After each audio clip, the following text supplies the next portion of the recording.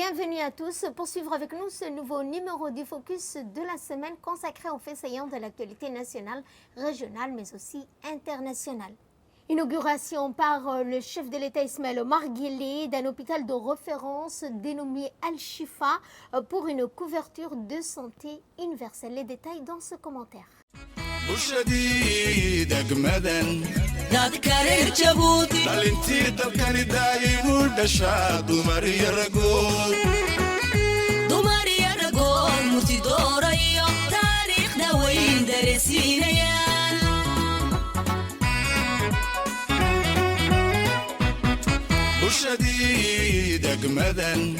dadkareer jabuuti dhalintii dalkani daayimu dhashaa dumar iyo ragood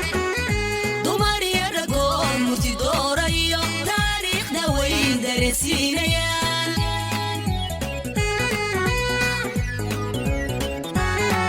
waxa aniga lay doortay dadku labaqada lay doortay dhaqaluhu daba lay doortay nabaduna dhida lay doortay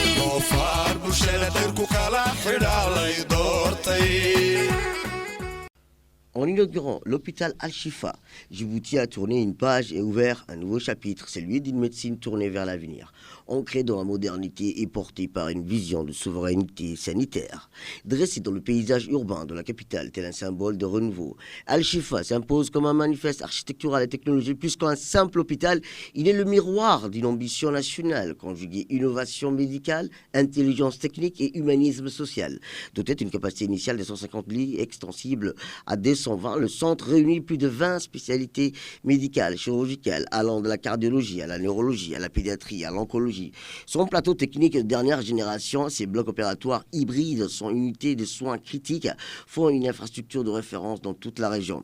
Mais la prouesse ne se réside pas seulement dans la technologie médicale. Le bâtiment lui-même vit, respire et pense grâce à un système intégré, le Building Management Systems et le Building Management Intelligence.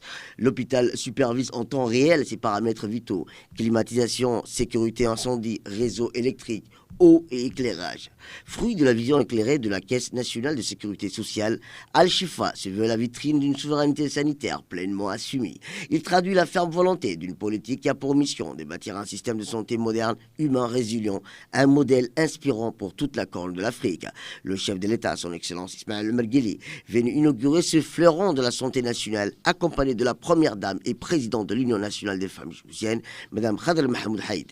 Le chef de l'État est arrivé sur le site flambant neuf où il a été reçu par une délégation de haut rang. À son arrivée, il a été accueilli par le Premier ministre, M. Abdourahmane Al Mohamed, le président de l'Assemblée nationale, M. Dileta Mohamed Dileta, et le ministre du Travail, Omar Abdi Saïd, ainsi que le ministre de la Santé, Dr Ahmed Roble Abdillah, ainsi que Mme Deka Ahmed Roble, directrice générale de la Caisse nationale de sécurité sociale, maître d'œuvre de ce projet d'envergure.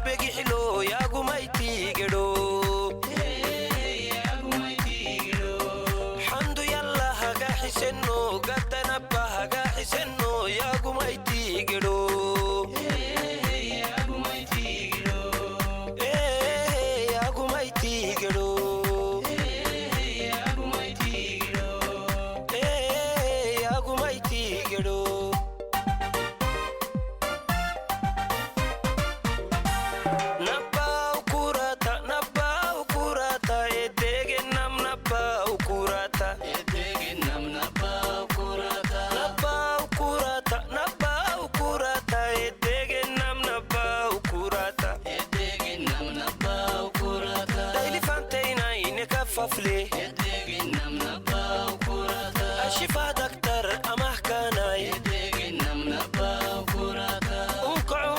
رسيونتو أشفى دكتور دحري ستناي نبا وكوراتا نبا وكوراتا يديك نبا وكوراتا نبا وكوراتا يديك نبا وكوراتا نبا وكوراتا يديك نبا وكوراتا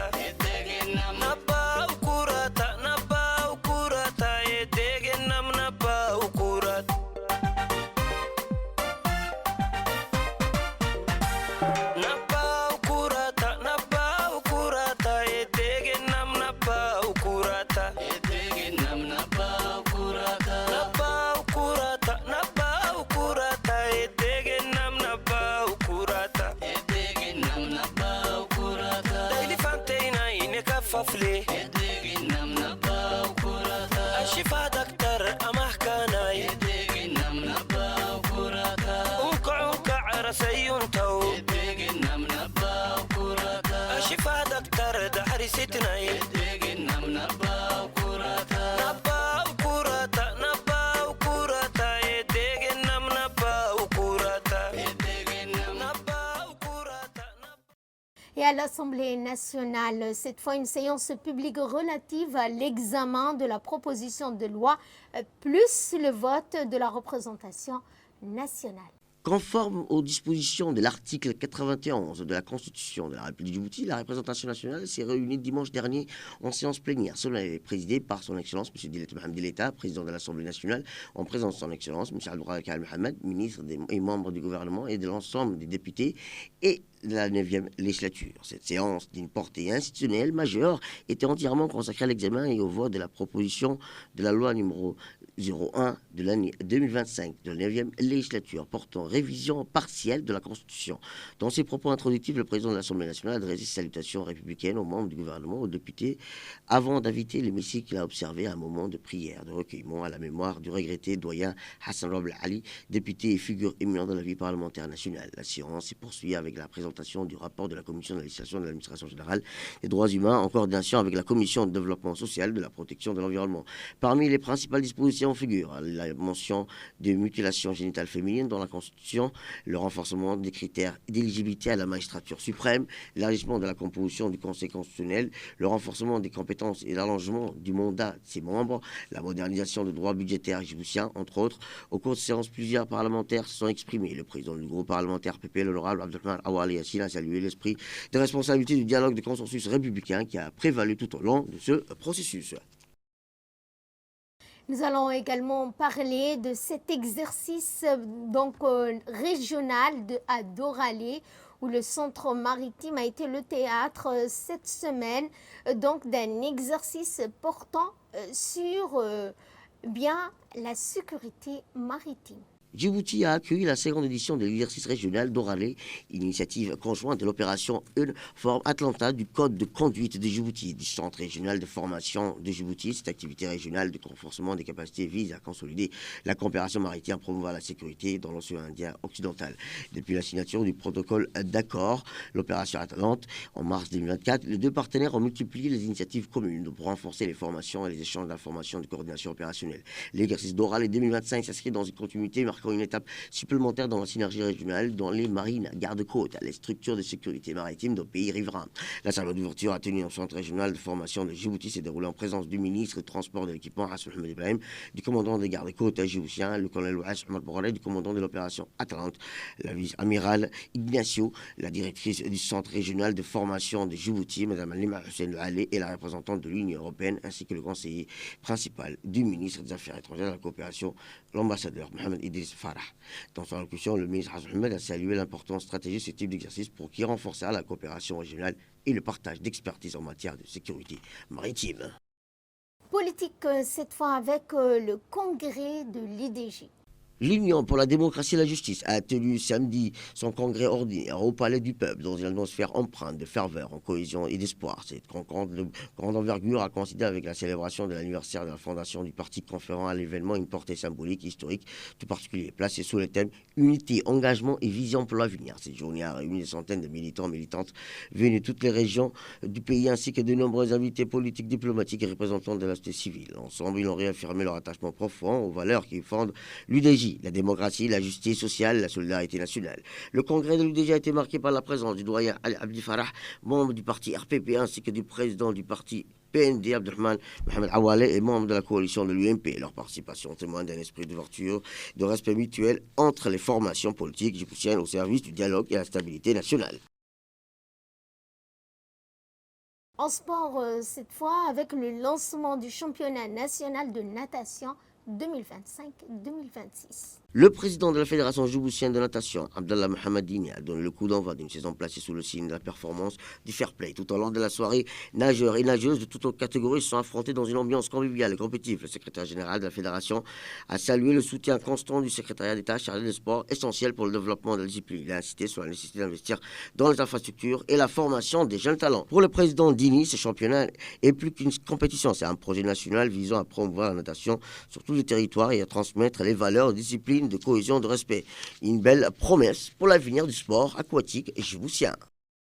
Et dans ce qui domine l'actualité régionale et internationale, nous allons en Tanzanie, ou bien la culture des algues moteurs d'autonomisation économique pour les femmes. Dans les eaux turquoises du village côtier de Padje, sur la côte orientale de Zanzibar, des femmes avancent chaque matin dans le lagon pour récolter les algues marines. Longtemps considérée comme une activité traditionnelle, cette culture s'impose comme aujourd'hui une véritable source d'autonomie économique et de développement local.